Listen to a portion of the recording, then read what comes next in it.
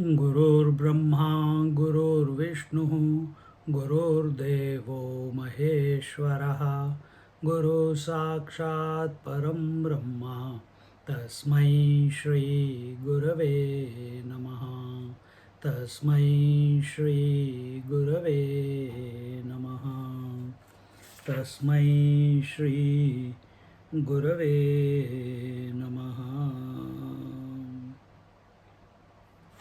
So yesterday we were seeing that the Atma, yesterday means last class, that Atma cannot be explained with reference to anything. And word is also a reference. And here that was told the word is of two types. One is that which is describing the rituals, etc. And the other was the declaration of the truth. And I explained in detail that the words which are the majority of the Vedas are 70% of them are only ritualistic mantras. So those words are explaining all the rituals, how to achieve, how to control, how to invoke, how to get the blessings through various acts, through various sacrifices, fire sacrifice, etc. When some people who are searching for even greater than that, they come to the upasana mantras. Then they start chanting or thinking about that principle who is all pervasive, who is the material and the efficient cause of the whole visible universe, or visible or invisible universe, or the total universe. And then they migrate from the ritualistic words to such words which represent that totality. And those are the suktas, they are the rudram, they are the narayana suktam, etc., etc. When that also has been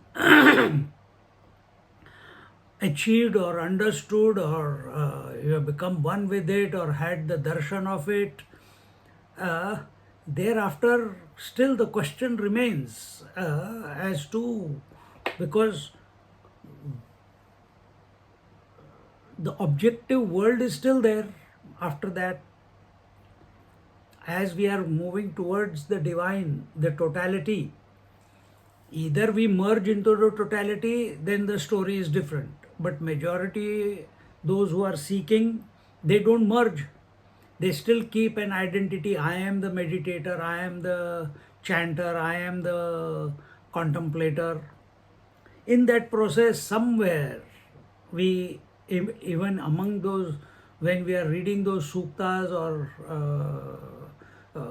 those parts of the Upanishad, of the Vedas, suddenly we come across the Upanishads.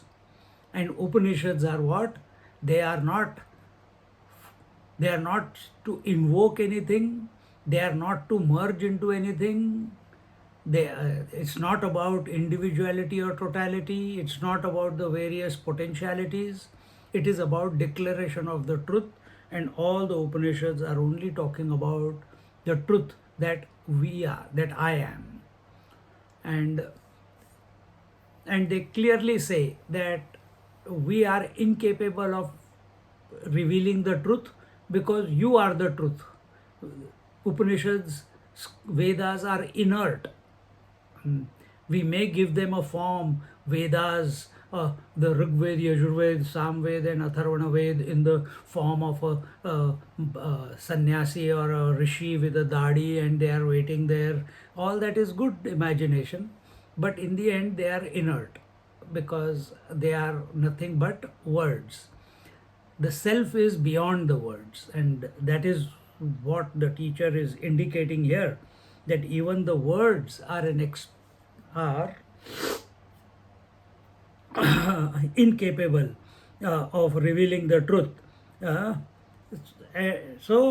the pure consciousness that we are, that I am, is cannot be referred to by anything. It cannot have any association with anything. Why it cannot have any association with anything? Because it is everything. So how can parts be there in that which is everything? Parts can only be imagined in that one without a second principle. So that one without a second principle can take example for space. Can space have association with the space, the air, fire, water, earth, the world, the universe? Is giving it accommodation. The space is expressing in and through air, fire, water, earth, people, animals, etc., etc. The whole universe is pervaded by space. So space is independent principle. Whether there is the universe or there is no universe, space is not affected. Space is untouched. Even more pervasive than the space is this conscious self, which is even untouched by the space. Space is only a principle, and in this way, uh, uh, in this pure self, the reality, these ideas of individuality, totality, micro, macro, sattva, rajas, tamas, all these become, they are null and void. From its point of, from absolute standpoint, there is nothing like this. There is only it, and that you are. Now, what will you talk about? But we have got still another 200 pages to go. So, the Atma cannot be comprehended by any light known to us. It says, we are in this 108th verse. सूर्य कोणा न पाहे परि आत्मा दाविला आहे गगन व्यापिता ठाए ऐसी वस्तु आहे. The sun illumines everything, but can he illumine the Atma? The space can contain everything, but cannot contain the self. Space example I already gave you. The sun illumines everything, but can it illumine the Atma? No. Today's meditation, the world is illumined by the sun. There are 4 sources of light: the sun, the moon, the stars, the lightning, and not 4, 5, and the fire. These are the sources of light. Who is illuminating these sources of light? Your eyes. Who is illuminating the eyes? Your mind.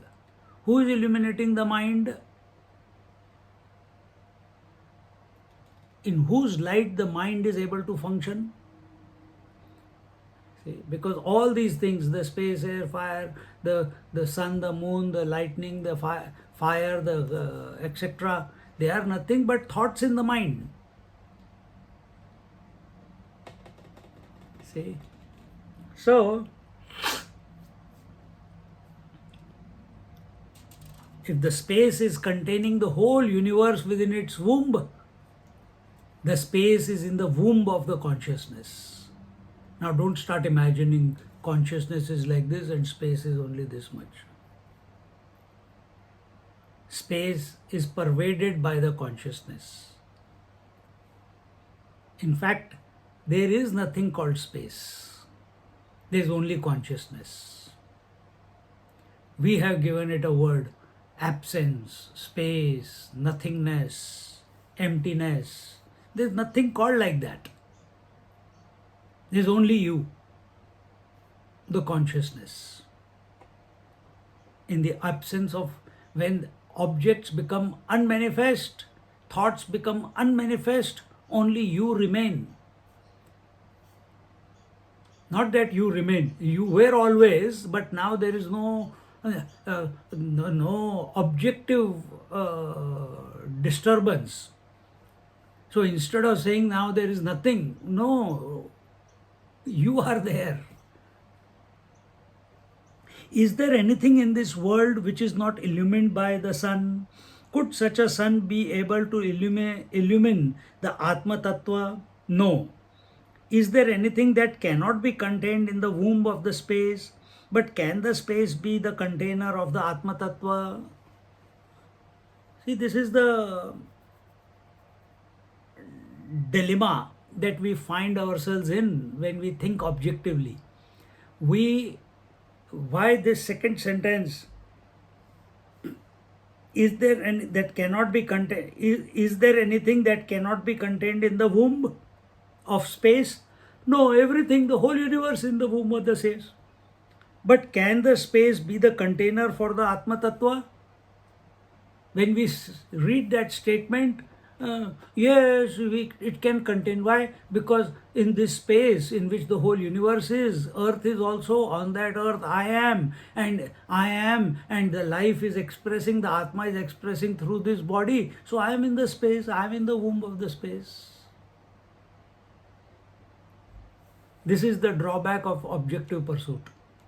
You can never come to be the subjective person if you think like this, because this is the maximum the objective pursuit can take you to,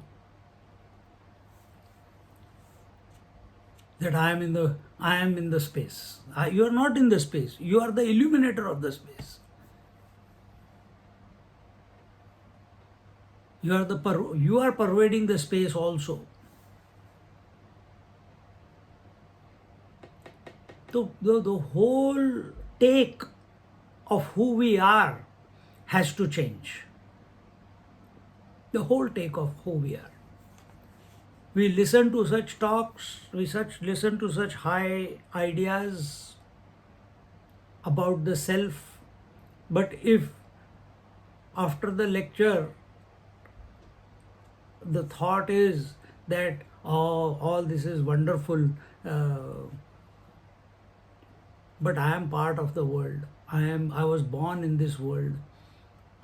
After I die, the body goes away, or I die, the world will continue. You have sabotaged everything. What will happen to me? I cannot live without my relatives. I cannot live without this. Sabotaged everything. If you are thinking of the world, if you are thinking of yourself, teeny meeny fellow, with respect to the whole universe, you have lost the plot. You are greater than the greatest. Brahman means Bruhatat iti Brahman, larger than the largest. That you are. And imagining, I am only teeny meeny, I am only small, universe is big.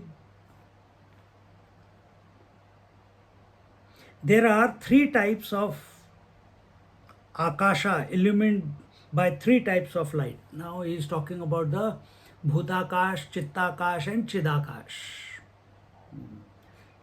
This thought has come before also, but it's good repetition. And we are talking about the space and the light. Understand, the topic here is space and the light. The question was, can the self be illumined by the light? Can the space accommodate the Atma? Can the sun illuminate the Atma? These two things were the question. So now we are looking. The space in which we exist, all that exists in the Bhutakasha is illumined by the Surya Prakasha, the gross light. So the first is Bhutakash. Bhut is the elements, space, air, fire, water, earth. Who is illuminating this space, air, fire, water, earth, out of which the gross world is created? The sun is illuminating. If there was no sun, you cannot see the various aspects of this universe. Then Chittakash. Chittakash is subtler than Bhutakash. Bhutakash is gross. This is the outside world. Chittakash is the inner world. Inner world is the dream world, if you want to use it, or your imaginary world. And what is that? The thoughts in the mind are illumined by the reflected consciousness or Chidabhas, and the knower known transaction takes place. So what is in the Bhutakash? The light is illuminating. When the light comes up of the sun, then the activity begins most of the time. In the Chittakash, the activity of the thoughts is illumined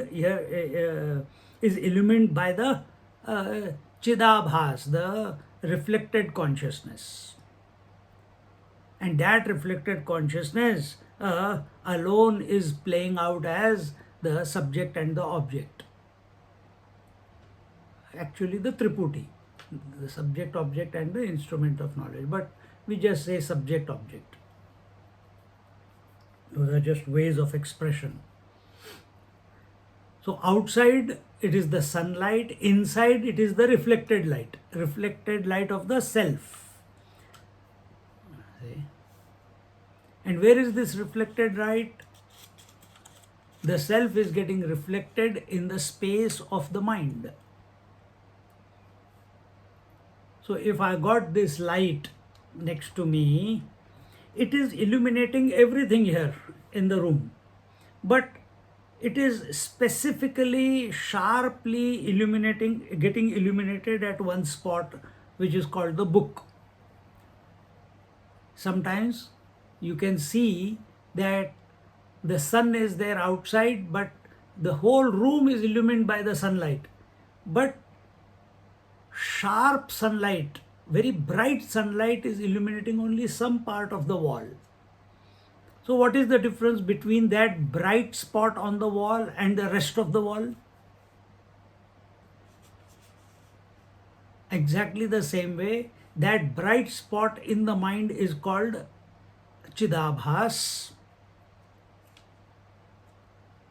and the rest of it is general light. So mind is illumined by Chidabhas. Where the Chidabhas is having that spot on the surface of the mind, if we can use these words, that is the intellect, where the specific light is. Rest of the light is the mind. This is another way. We always say mind is indecisive thoughts and intellect is decisive thought. Another way of rephrasing that is, mind is the general light, reflected light, and intellect is the specific light of consciousness of the Atma, which is getting reflected in the mind. That is intellect. And how does it reflect as? And then from there, that reflected light is the I, general light is the subject, other light is the object. Because this reflected light also gives out light. This reflected light is also giving out light. So similarly, that reflected light then illuminates the thoughts of I and everything else other than I. And the game is going on. Where is this happening? In the mind. What is happening in the outside? The sun is illuminating the world.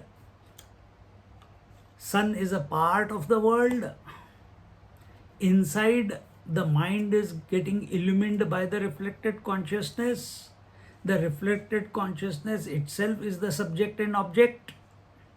Now we come to the third one, Chidakash. The pure consciousness, the Sakshi Chaitanya, this cannot be illuminated by any other light. It is itself illumined, meaning it is self-illumined. Chidakash, the conscious, what, how would you say it, the the pure consciousness, that which is not coming and going.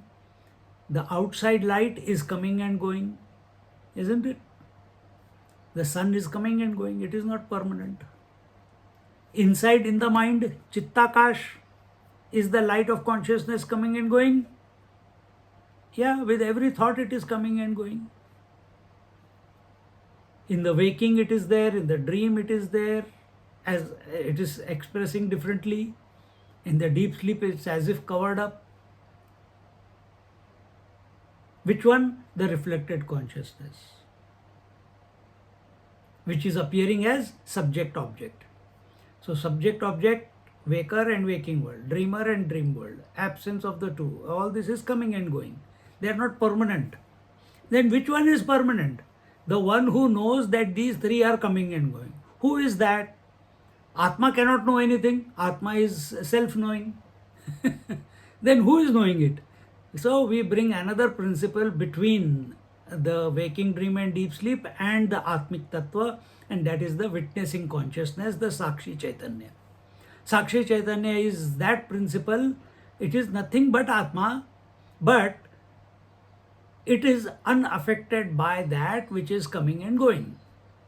It is unaffected by the waking, which is a game between the subject, the waker, and object, the waking world, the dream, the subject, the dreamer, and object, the dream world, and deep sleep, subject, the sleeper, and object, the absence of everything, if we can use that. Actually speaking, deep sleep करके कोई चीज़ नहीं है. See, but because we have that experience of sleep, so we have to address it. But who is this Sakshi Chaitanya? The one who is not coming and going. Waker is coming and going, dreamer is coming and going, deep sleeper is coming and going, Samadhi person is coming and going, but the Sakshi Chaitanya, the witnessing consciousness, is not coming and going. Which one do we consider ourselves at any given moment? At this moment, what are you considering yourself? If your attention is I have understood or I have not understood, you are at the level of thoughts. If you are thinking that, yeah, this is very interesting information, I'll work on it after the class is over. Lost the plot.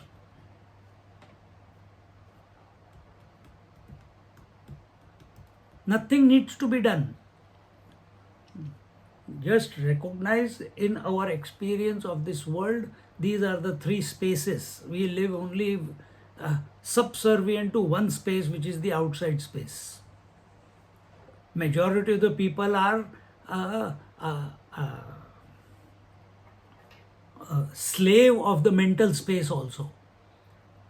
When you are slave of the mental space, drinks, drugs, depression, sadness, uncontrolled emotions, kama, anger, greed, jealousy, hypocrisy, arrogance, envy, all this is because we are at the mercy of the inner space called the mind.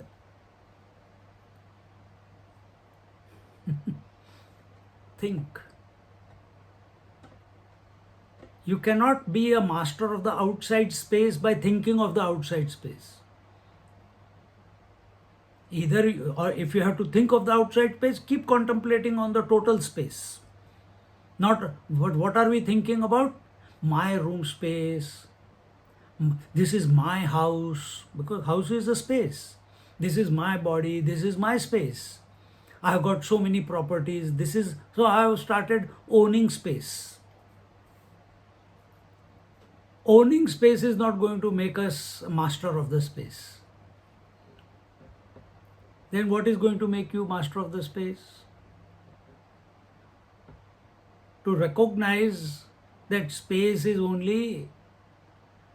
pervaded by you, only that is going to, that you are beyond the space, only that is going to make you the master of space.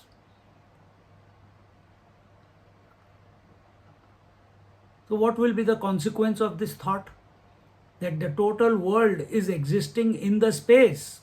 That space is illumined by the sun light, and that sunlight and that total universe, universal space, the outside space, the bhutakash, is nothing but a thought in my mind. So what is more powerful? Mind is more powerful or the outside world is more powerful? Think. The moment you take this position that the whole world is nothing but a thought, the whole world is existing in the space and the space is nothing but a thought in your mind. The whole world is a expansion of your mind or a projection of your mind. At that very moment, all the five elements are outside five elements: space, air, fire, water, earth, or the total space is at your beck and call.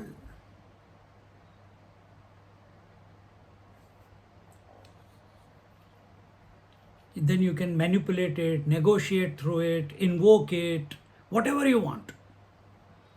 These are the siddhis. See? But if we keep living at the mercy of the world, at the mercy of the doctors, at the mercy of the elements, and keep saying, oh, I got this, I got that, what will happen, what will happen. Do whatever is required, but mentally be unclutched. Because if mind can manipulate and negotiate through the space because it realizes it is the master of the space, then mind has the capacity to heal itself. My body is only a projection of the mind. Why do you think that I am totally at the mercy of this body, I can't do anything to this? No, you can heal your body. Anyway, we're going away from the topic. So here he says the bhutakash, chittakash and chidakash.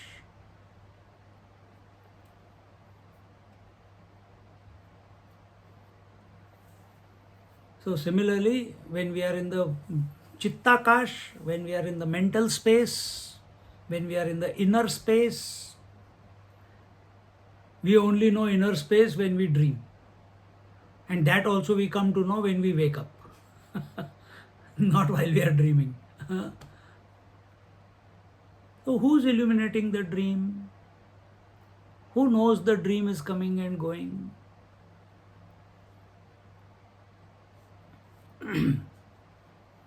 So, get a correct assessment of who you are. Correct assessment is not I am the mother and the daughter or the sister or the father or the brother or the etc. Correct assessment is not that I am the man or the woman. Correct assessment is not that I am the body and the senses and the intellect etc. etc. This is also not correct assessment. Correct assessment is not that I was born in this world and I am living in this world and I will go out and when I go away the world continues. This is not correct assessment. Correct assessment is not that I am the waker, dreamer or sleeper.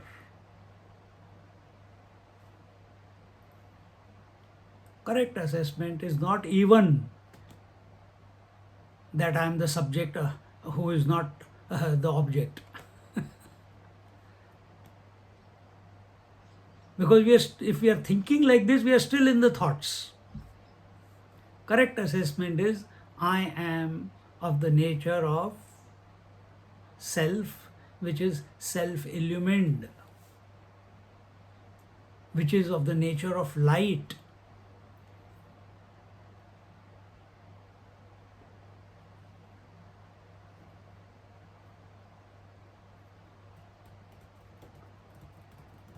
Come to this point. Penultimate step will be witnessing consciousness. I am the witnessing consciousness. What is that witnessing consciousness? That light of the self which is unaffected by whatever it is illuminating in the mind.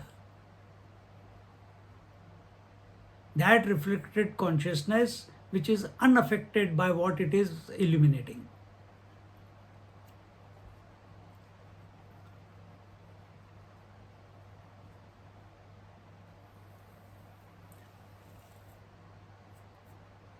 That means the witnessing consciousness is not taking any position. It is not taking a position of being a seer or a hearer or a toucher or a smeller or a thinker or an experiencer or a knower. It is not taking that position. It's merely watching. It's merely being. Just like this bulb is emitting light, it is not affected by what it is emitting. It is just emitting light. Whether there is a book, whether there are words, whether there are no words, whether there are any objects to illuminate, whether there are no objects to illuminate, it does not matter to this light.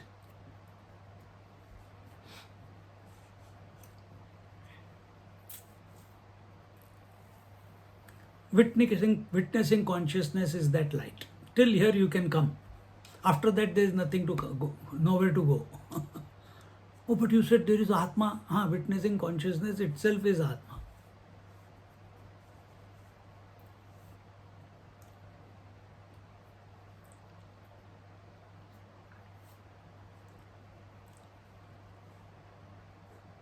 The undisturbed self.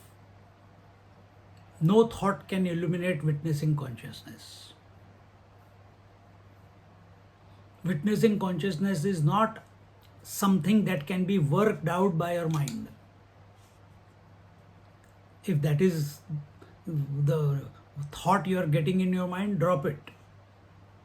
When we live a life of integration, synchronization within, then this poise where you are undisturbed by everything, that is witnessing consciousness. It happens. It cannot be created.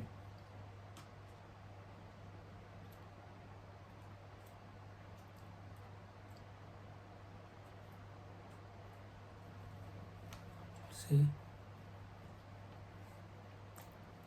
There the sun, Chidakasha, the pure consciousness, the Sakshi Chaitanya, this cannot be illumined by any other light. It is self-illumined. We already talked about it. There the sun does not shine, nor the moon, nor the stars, nor the lightning. How then can this earthly fire?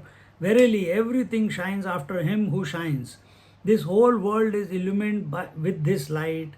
This is the न तत्र सूर्यो भाति न चंद्र तारकम नेमा विद्यतो भांति कुतोयम अग्निः तमेव भान्तमनुभाति सर्वं तस्य भासा सर्वमिदं विभाति. This is the thought which comes in Mundaka Upanishad. Therefore, the Shuddha Atma Tattva cannot be known by the gross expressions. It cannot be known, the pure self cannot be known by the speech, which is a gross expression, cannot be known by the thoughts, which is subtle expression. It cannot be known by any expression. It cannot be known through any example. It cannot be known through any reference. Because all the universe of names and forms are contained in one's own within, like a city seen in a mirror. Drishyam darpanamana nagari tulyam nijantargatam pashyannatmani mayaya bahirivu. So just like the whole universe, whole world is contained within the surface of the mirror. How deep is the surface of the mirror? Few millimeters, no, maybe 1 millimeter, maybe just a thin film behind it. In that the whole universe. Just like when you're watching a TV, where is the whole world that you've seen on the TV, which is invoking the emotions, which is invoking the anger, which is invoking uh, all the different moods within you. Where is it existing? Only on the surface of the TV screen, surface of the TV screen.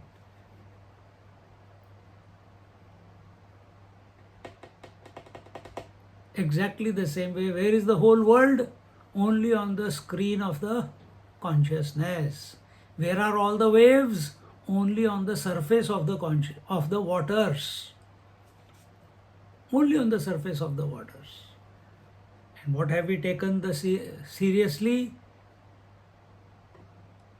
What is happening on the surface we have taken seriously. What is in the depths we have forgotten. In water's example, in mirror, our attention is on that which is getting reflected. Our attention is not on the surface of the mirror.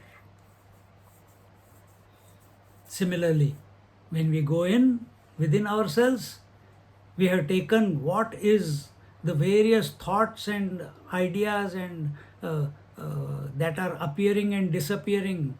We have taken that as real, and the container of all the thoughts we have not taken to be the real. Our attention is not on that. What is that which is illuminating everything? That we have not. Our attention doesn't go to it.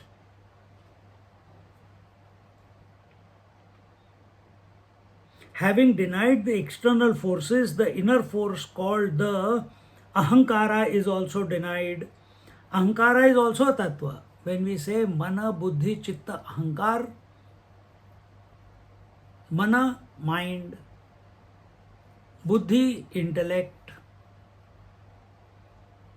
chitta, memories, ahankara is not the ego here. Ahankar is that principle which is keeping the whole body together. All the 5 elements appearing as this body, it is keeping it together. In a dead body, that ahankar is missing. So all the 5 elements go back to their original. See?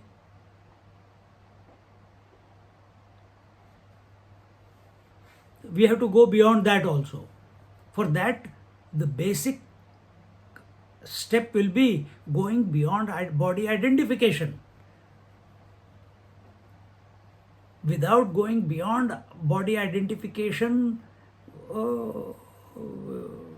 we cannot be the witnessing consciousness.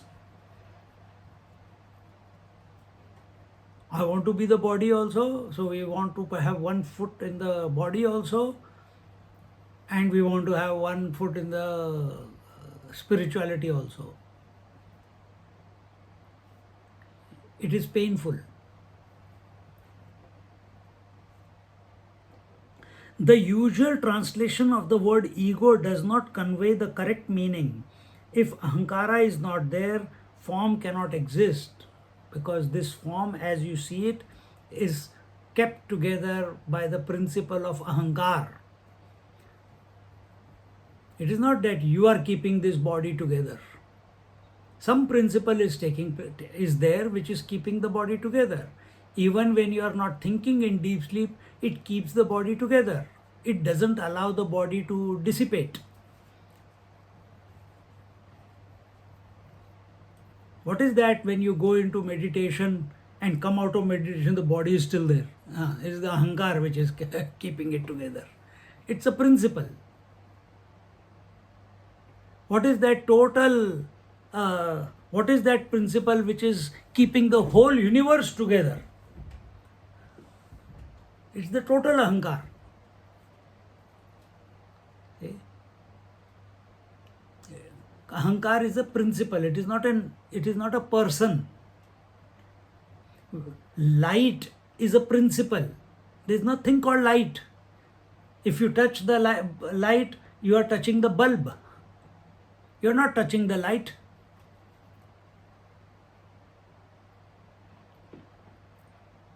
Electricity you cannot see, bulb you are touching, but what is helpful?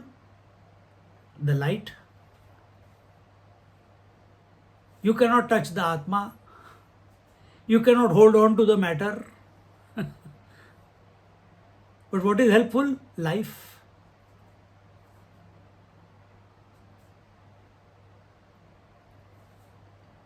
Like that is this ahankar.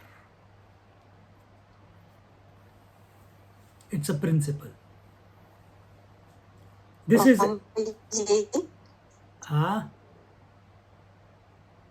Swamiji, this I thought when you wake up, is that the ahankar, Swamiji?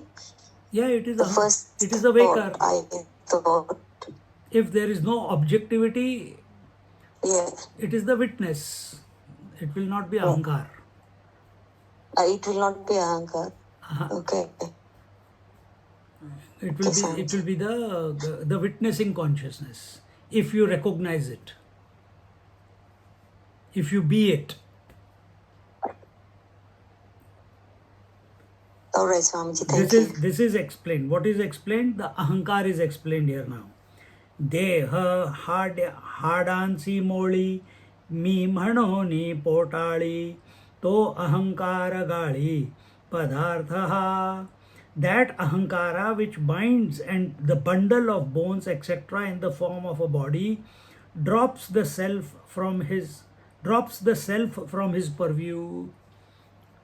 So this principle, this, we call it force, call it principle, call it whatever.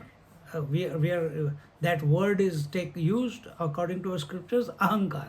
What is that which is keeping it all together? Okay. So just like, what is illuminating all the objects on the planet Earth? What is illuminating all the objects on the planet? You say the sunlight, isn't it? Normal answer, sunlight. You inquire into a little bit deeper, what do you find?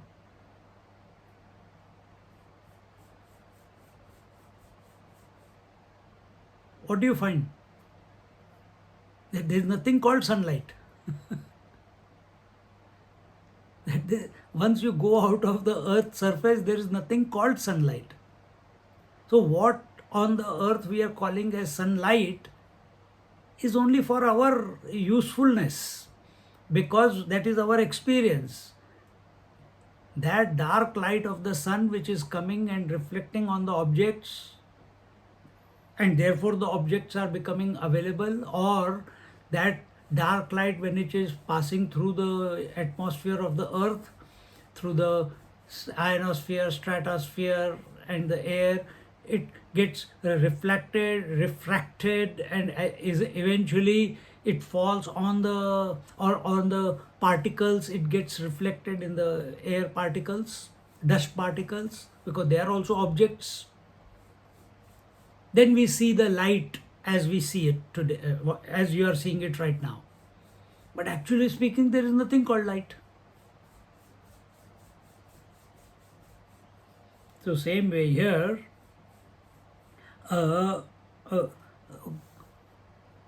when we inquire into this, we will find there is only Atma Tattva.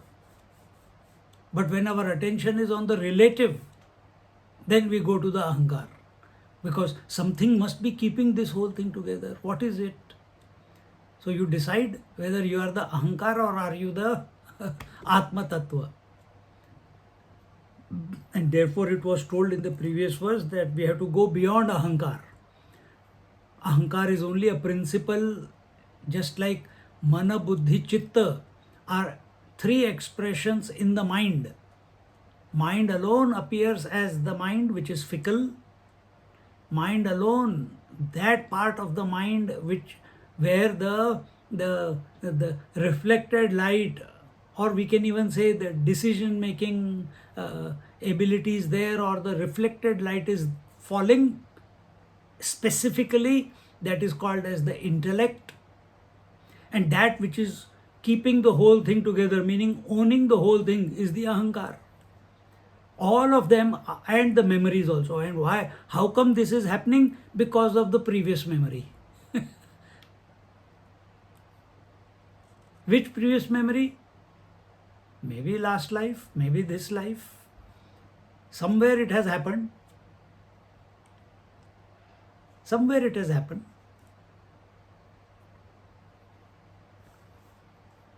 In the rural areas, wood is cut and several pieces are tied together in a bundle. Although each piece is separate, all the pieces are held together by a force called the rope. So, what are all the pieces? Space, air, fire, water, earth. What are the various pieces? All the thoughts. What are all the pieces? Waker, dreamer, sleeper. What are the various pieces? The five senses. What are the pieces? The various breaths. Prana, Pan, Vyaan, Udan, Saman. What are the pieces? The five organs of action. Everything is separate from each other. Pran is not Apan, Apan is not Vyaan. Hand is not legs, leg is not head, head is not nose. Seeing is not hearing, hearing is not touching, touching is not waker is not dreamer, dreamer is not sleeper, sleeper is not waker.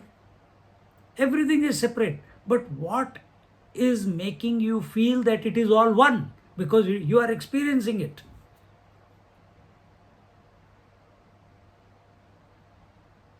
That which is keeping it together as one is the ahankar, is the rope of ahankar.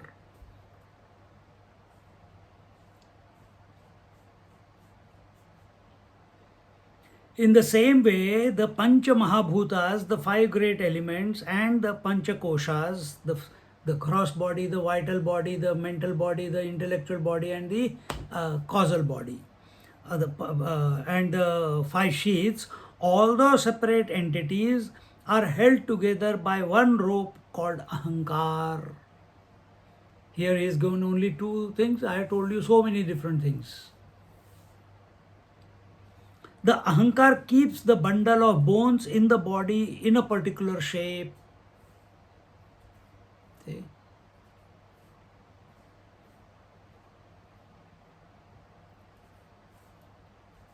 It is so powerful. Why it is powerful? Because it is able to keep all the different things together in a particular form. Therefore, something that is keeping, which by nature are all pervasive, and it has put it together in a particular form. Space is infinite, but it is contained. The air is all pervasive. The fire is as an element, it is all pervasive. Water as an element is all pervasive. It's not only in the ocean, but it is in the atmosphere also as water vapors. But it has taken all the elements and put them together in this particular form, and it is maintaining it there. It's allowing the change to happen, but it is not allowing it to break down.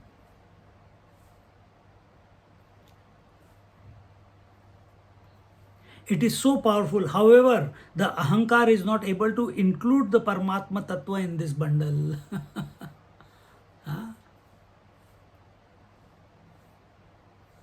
It is not able to include the Paramatma Tattva in this bundle.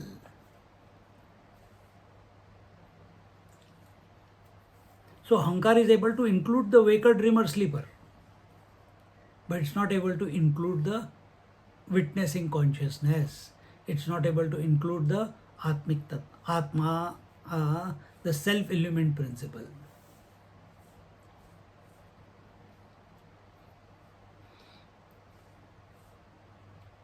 Because the moment it comes in the presence of the Paramatma, the ahankar disappears.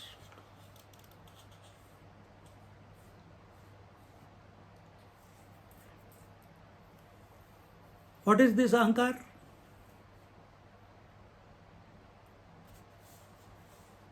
Yes, it is a principle. How do you know there is ahankar? Now you will start looking for ahankar outside. Where is ahankar in this body? I is the ahankar. That's the only way you can come to know. And when is I the ahankar? When it is associated with all other objective thoughts. or not associated with them also. That is deep sleep. But when this I becomes self-reflective, what is my nature? Ahankar dies. It comes to realize that it is of the essential nature, without thoughts.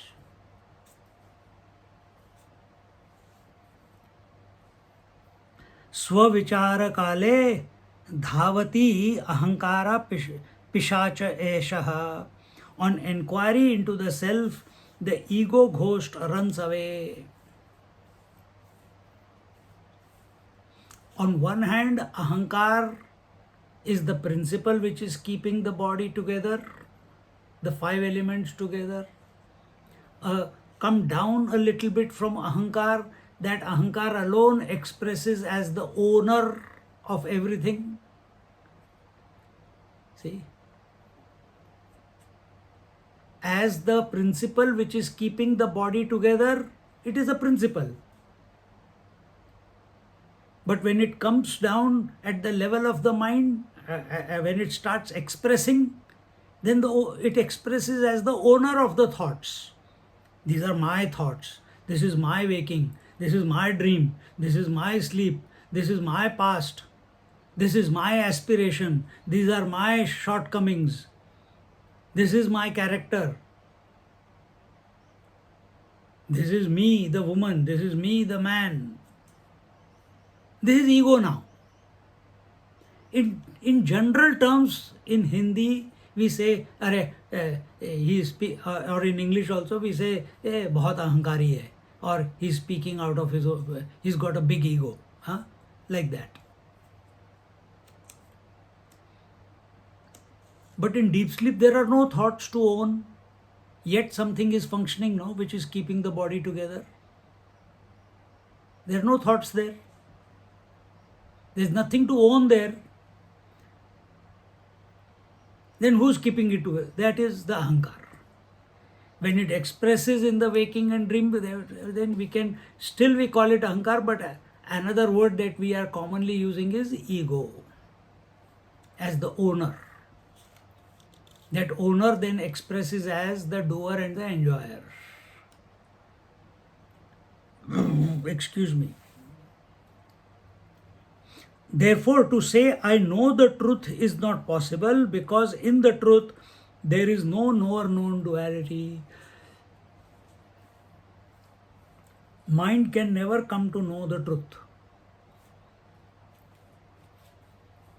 Aprapya manasa saha.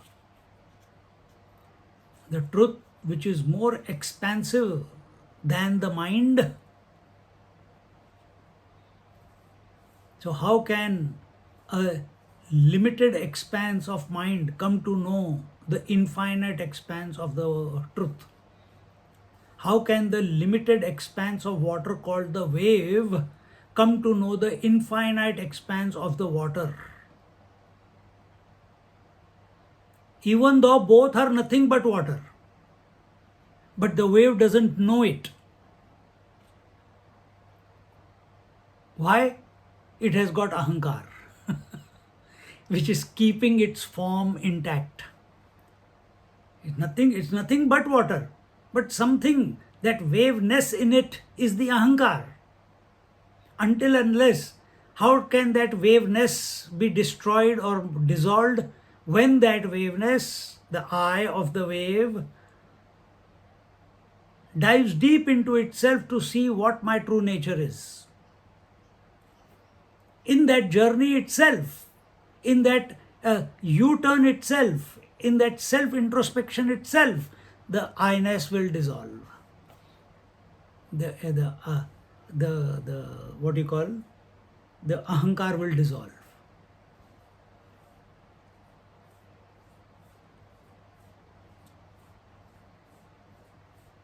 But once the ahankar is dissolved, I don't know if the topic is, that will come later. If it is there, I don't know. But in realized master, we say, oh, ahankar is dissolved, he is a realized master, then how come his body is still together? If ahankar is not there, the body cannot be together. But in masters, we see the body is together, isn't it?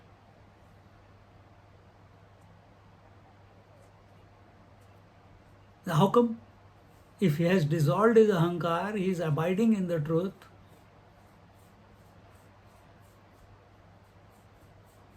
We want all specific answers to every question that we want, that we have.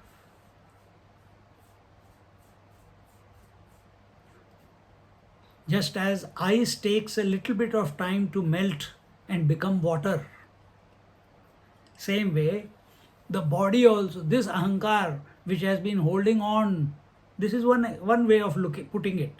This ahankar, it had crystallized itself into this form, was maintaining this form. Now it has realized, hey, he's gone out of existence. Now this concretized form will take a little bit of time to dissolve itself. Yeah, but that is happening to us also.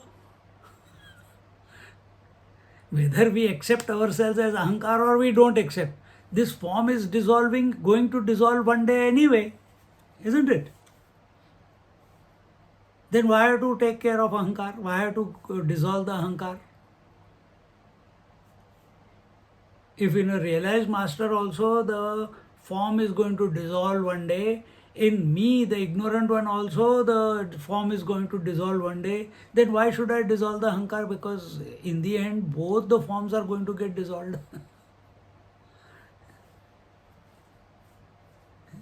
Creative thinking.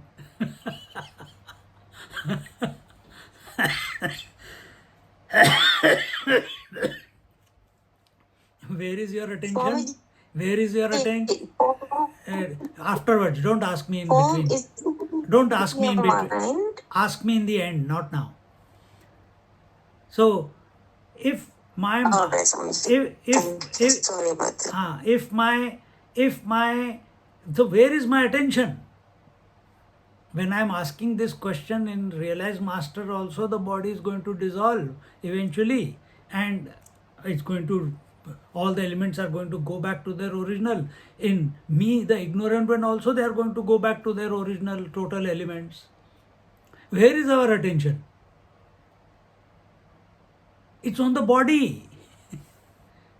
See, in realized master, they also know this is going to happen. But where is their attention? On the self, or they are being the self. Self is not something that you are going to create. Self is your natural, it's a natural state. All this thinking comes because we are putting attention on the body. All this thinking comes because we want to find cause and effect. What is that which is keeping the body? We have to give some answer. Where is this word coming from? We have to give an answer. When we give you the answer as bhutakash, chittakash, chidakash, oh, that is wonderful. Yeah, I understood. And then again go back to the old tape recorder playing in your mind. What is that? I am in this world. I was born. I want to die only with a heart attack. Let my death be very peaceful and painless. What did you understand then after bhutakash, chittakash, and chidakash? You're still going back to the default thoughts. See? So, on enquiry into the self, what is that? Enquiry into the self means what? Not enquiry of the matter, not enquiry of the changing. Enquiry means enquiry into the changeless principle with reference to the changing. And it must be subjective. It must be subjective. You have to, whatever we are reading, whatever we are listening, we have to apply it on ourselves. Then and then alone, this ego will dissolve. Otherwise, it is not going to. This crystallization of the consciousness, we can only use that water. Crystallization of water is called ice cube. Crystallization of consciousness. Is it possible? No. But we are seeing it because we are expressing as ego. We are having an identity. Are we feeling that we are one with everything? No, that means you are crystallized. As a man, as a woman, as an individual, as a personality, having certain traits, having certain attributes. So check the data which you are within yourself. So then there is no data to assess, then you are there. If there is data, understand, still melting is going on. Something is not clicking yet.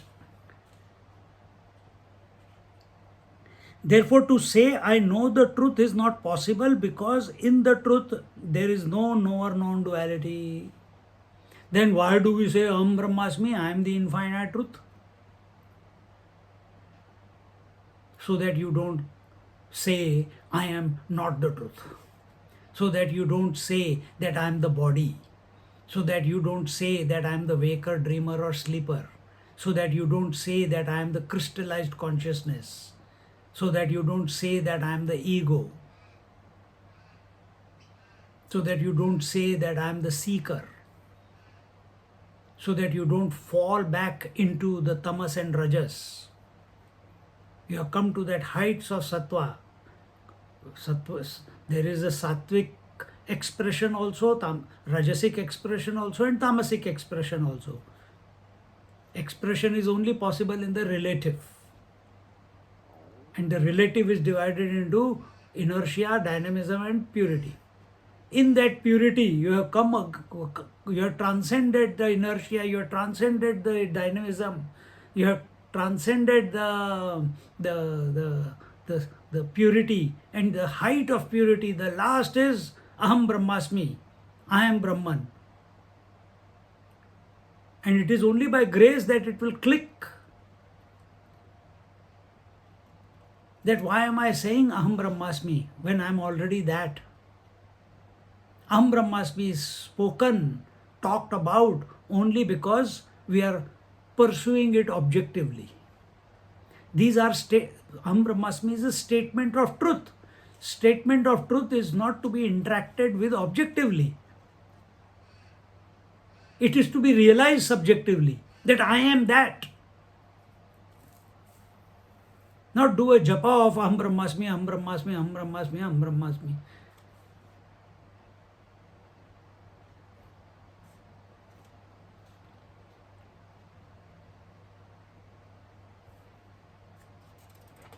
So the only way this feeling of I-ness, which is the expression of that ahankar, the feeling of I-ness, that I am somebody. Somebody has to be dissolved into nobody. And the somebody is not going to give up its somebody-ness to be a nobody. It happens to it in deep sleep. Consciously, it will not allow it to happen, because it's losing control. Until unless this ahankar or ego, this I-ness, is given a great goal that, hey, if you dissolve and realize that you are the Atma, then you are the all powerful. Then there is no more powerful than you. Then it will pursue it. It has to catch the imagination. Ego only wants to control. Ego only wants to own. And it has to become convinced that by pursuing the self genuinely, subjectively, it has to become convinced that by nature, the ego, the I, is nothing but the infinite self. What is in it for me? The ego will say. You may not say it, but inside these things go on. What is in it for me? Then the whole universe is at your beck and call. Then you are the whole universe. Then you are supporting not only the Chittakash but also the Chidakash. You are the master of space-time objectivity. Really?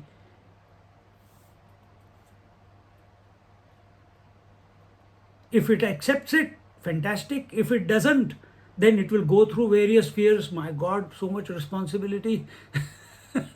Then step by step liberation.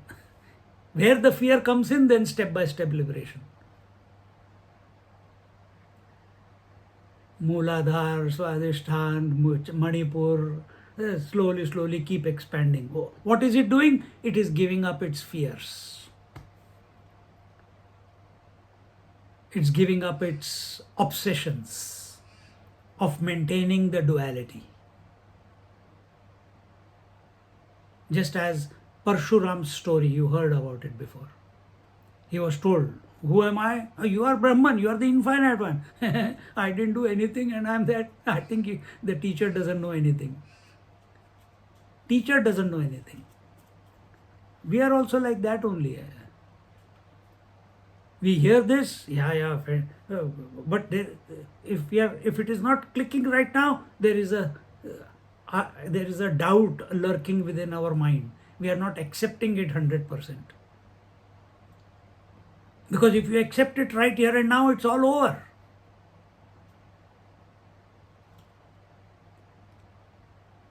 The relativity is over then. But immediately thought will come, if relativity is over, then all the years of investment in my education, in my wealth, in my business, in my studies, what will happen to it? No. Let me delay it. I understand what is happening. Let me retire and then I'll do it. Fear. This is fear. Attachment to the world is fear of survival. So you are trying to protect yourself, to insulate yourself. Can you insulate yourself from space-time?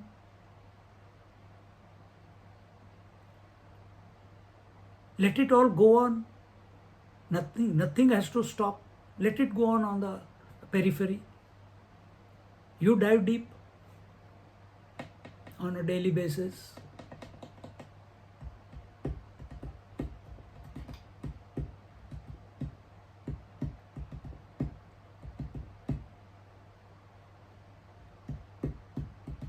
Renuka, you ask now.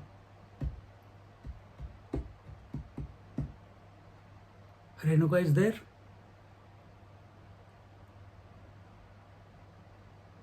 Gone.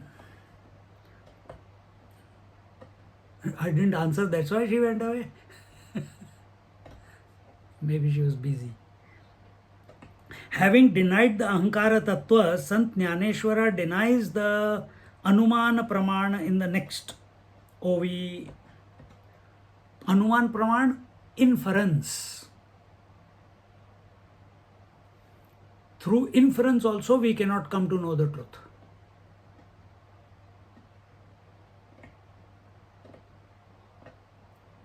Truth is self-existing.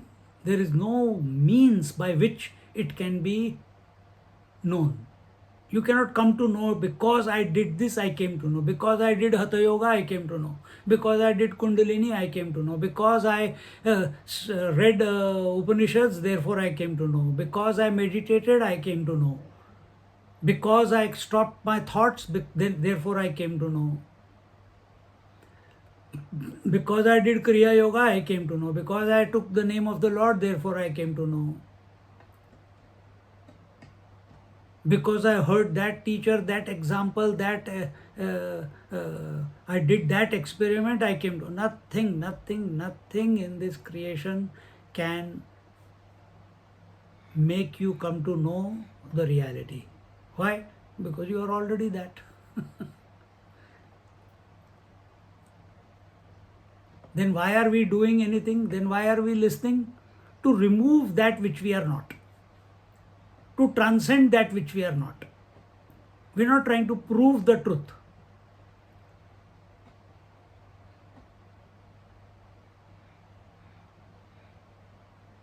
We are not trying to prove the truth.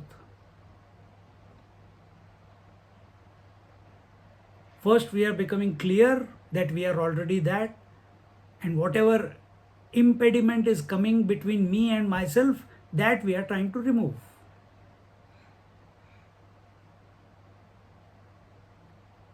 If it is not there, then what's the point of removing it? Me is me. Why should I remove anything? But you don't believe it. That's why we need to remove. That's why you need to neutralize. And removal also means to neutralize.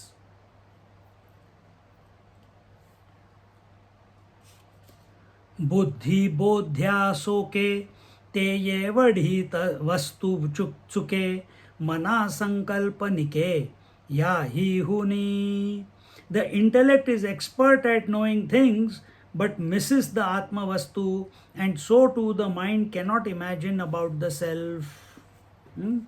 First was the word yato vacho nivartante, and now it is the aprapya manasa saha, that the mind is not able to comprehend the self, understand the self.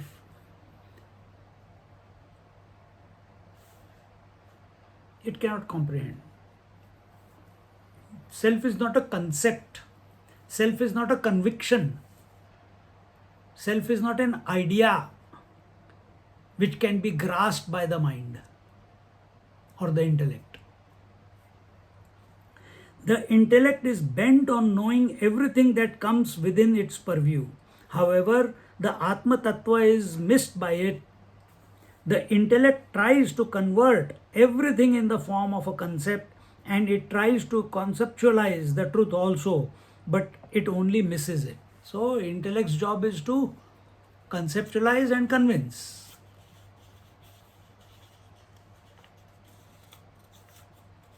Self is not a concept. Self is not a principle. We sometimes use that word, but it's not doing its service. Ahankar is a principle. Ahankar is a principle. Gravity is a principle.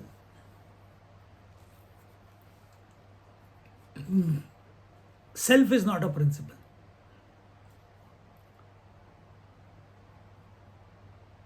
Self is, full stop. So, intellect tries to conceptualize everything, but self is not a concept. That is why any struggle to understand the truth by means of the intellect is bound to fail. So, it's not, oh, I am feeling that I am coming closer and closer to the self. Self is not a feeling. I'm convinced that I am the self. It is not a conviction. I know that I am the self. It is not a knowing. What do you do? Stop articulating.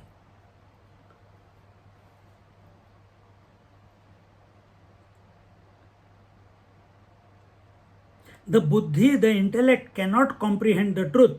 The way to transcend the buddhi limitations of intellect is to learn to see the Lord in every small little thing, for in which the way the Lord appears before us is His choice.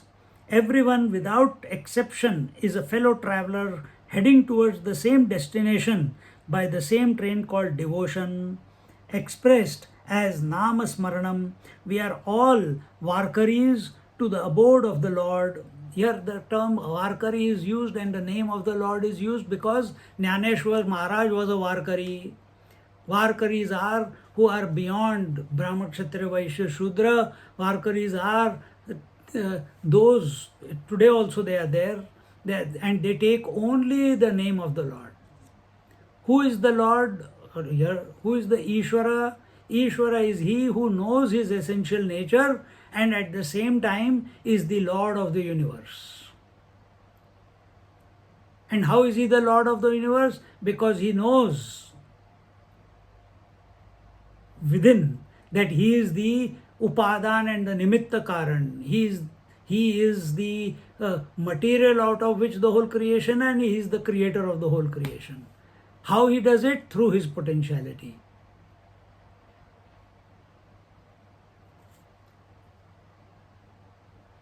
This is the Ishwar Advayavad.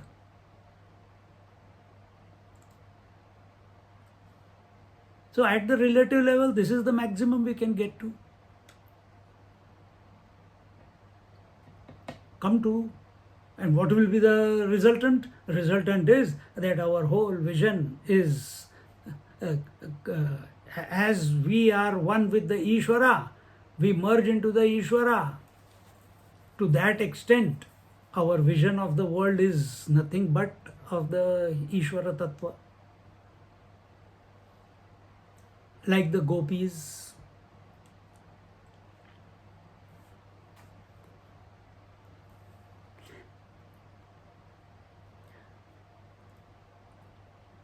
Life is going to take us to that point anyway. How? This is also explained by our scriptures.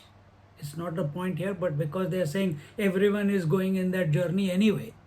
So what is that journey? Whether you know it or you don't know it, eventually this universe will come to an end. It will become unmanifest. Microcosmically, it is unmanifesting every night and we go into deep sleep. At the totality level, it is going to go into unmanifest state after 72 cycles of after the 14 kalpas. 14 kalpas is the date, is the day of Brahmaji. Then it is going to become unmanifest. And then Brahmaji will go to sleep.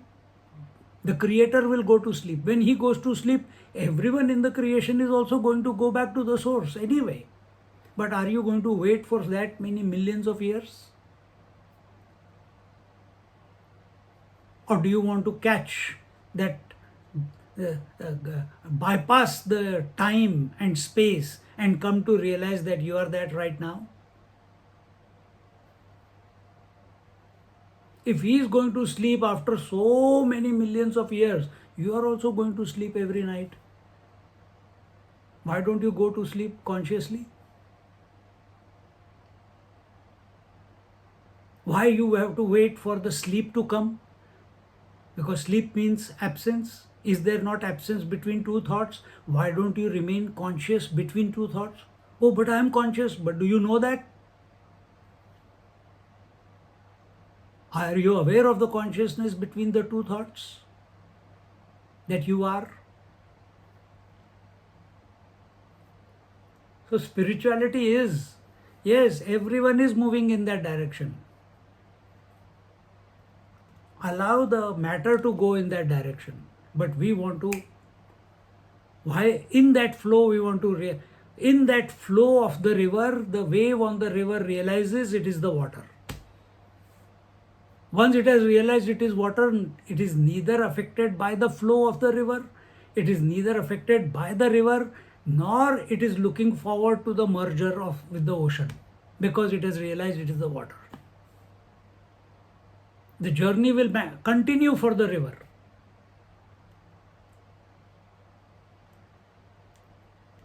But once realization is taking place, still the river will merge into the ocean. But there is no excitement thereafter.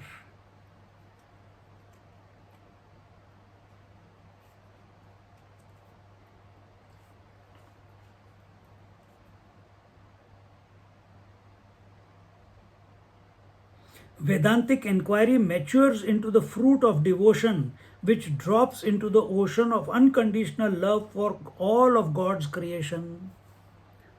So, knowledge must lead, inquiry must lead to devotion. Devotion must lead to inquiry. Sat is Chit, Chit is Sat. And then after that, what happens? Service to the creation. Service, because creation is nothing but that infinite reality, that infinite Lord, that Ishvara. Keep serving. Whoever comes into your presence, serve whichever way, or allow service to take place. You cannot stop but serve.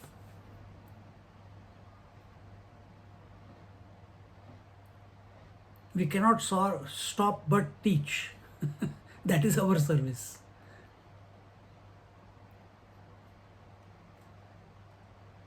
We may get distracted here and there when we are eating, sometimes tennis match is going on, but that is not important. Sometimes it's okay.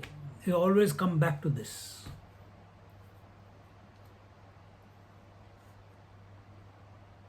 The truth can be known only by such a liquefied ahankara. Ahankar can be dissolved only in the self or in the totality.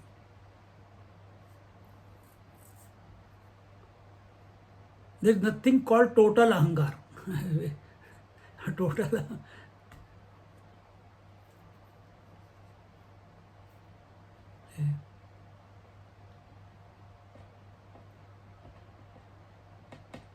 You will think that there is one ego per person, one ahankar per person, because your attention is on the bodies. But there are not many bodies, there is only one, Virat Purush.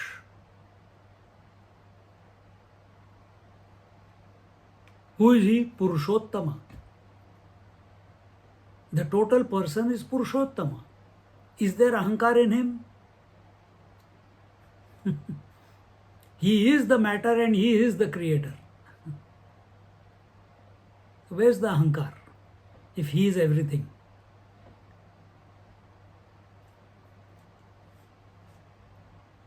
The highest Purushartha is to surrender the intellect at the feet of the Lord. Highest Purushartha, that is realization. Let people talk about Vedanta, or let people talk about bhakti, or people talk about many different. In the end, if knowledge is not translating as love for everything and everyone, then we are going the wrong way. The mind which can fancy and imagine everything disappears, becomes silent, and it takes the theme of the self. The ego is constantly pushing the intellect, the mind, and the senses to go outwards. Ego is continuously pushing it to go outwards. It's natural.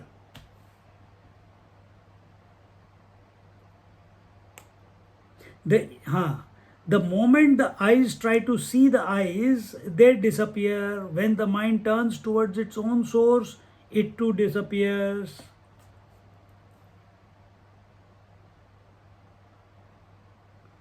Kaschid dhira pratyag atmanam aikshata avruta chakshuhu amrutatvam icchan. Only some wise men, desirous of immortality with eyes averted from sensual objects, see the Atma within. Kathopanishad. So if nothing is done, because we are the seekers, because we consider ourselves to be the body, if nothing is done, we will, it's a default, we will be extroverted. We have to exercise self-control. What is that self-control? Control of senses, control of mind. How do you bring it about? By surrendering at the feet of the Lord, or Atma Tattva Chintan, Atma Swarup Chintan, or Prabhu Chintan, Ishwara Chintan.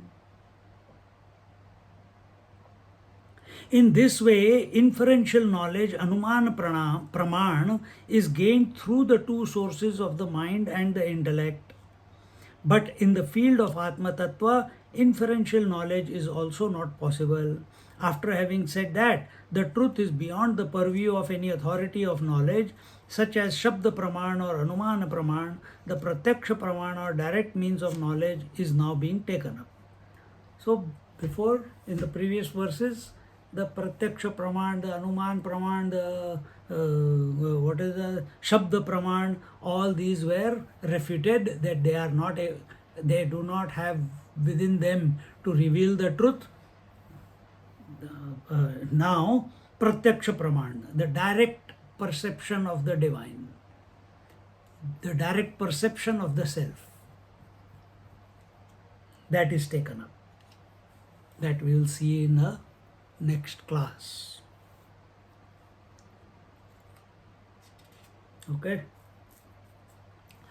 Om Purnamada Purnamidam Purnat Purnamudachyate Purnasya Purnamadaya Purnameva Vashishyate.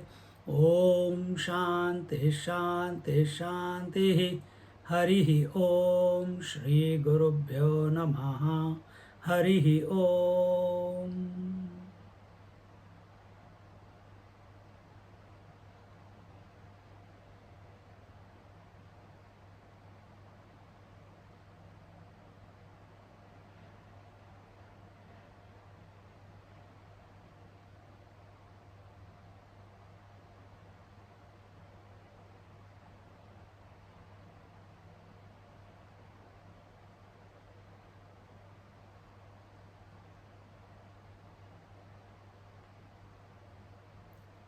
Hari Om.